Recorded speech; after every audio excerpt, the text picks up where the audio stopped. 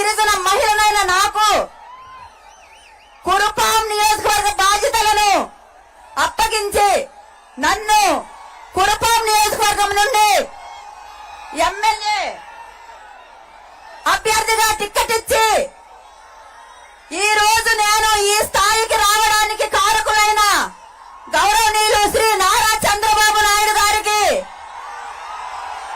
అలాగే ఛత్రచర్ల విజయరామరాజు గారికి నా జన్మాంతా కృతజ్ఞతలు తెలియజేసుకుంటున్నాను. ఈ రోజు ఈ జనసమూహం చూస్తుంటే మన నాయకులు ఇప్పుడే ముఖ్యమంత్రి అయినట్లుగా అనిపిస్తుంది. మరి కురుపాం శాసనసభ అభ్యర్థిగా మీరందరూ కూడా నన్ను గెలిపిస్తారని నాకు ఎలాంటి సందేశం కూడా లేదు. ఈ నియోజకవర్గ ప్రజలు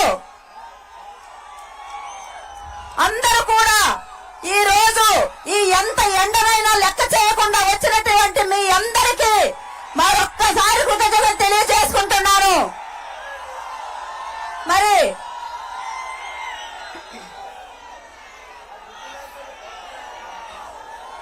ఈ నియోజకవర్గంలో ఇక్కడ ఉన్నటువంటి స్థానిక ఎమ్మెల్యే గారు ఈ 5 సంవత్సరాలు మనకి ఏమైనా అభివృద్ధి చేశారా?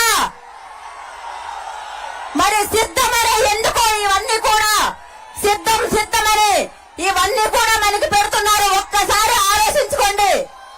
అలాగే యువతకు ఉద్యోగాలు వచ్చాయా?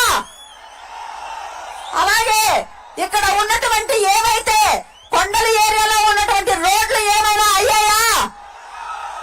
మరి ఈ రోజు ఇక్కడ ఉన్నటువంటి స్థానిక ఎమ్మెల్యే గారు మరి అభివృద్ధి ఏం చేశారని చెప్పి ఈ సందర్భంగా నేను ఆమెను ప్రశ్నిస్తున్నాను. అలాగే ఈ రోజు ఇంత మరి జన సమూహం చూసి అక్కడ ఉన్నటువంటి వైఎస్ఆర్సీపీ నాయకులకు గుండెల్లో దడపడుతుందని నేను మీకు తెలియజేస్తున్నాను.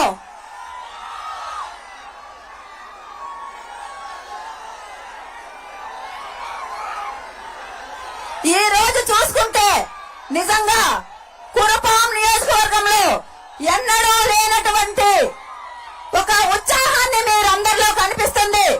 ఇదే ఉత్సాహంతో రేపు జరగబోయే ఎలక్షన్ లో మీరందరూ కూడా సైకిల్ గుర్తుకి కమలం గుర్తుకి ఓట్లు వేసి గెలిపించాలని మీకందరికీ నేను కోరుకుంటున్నాను.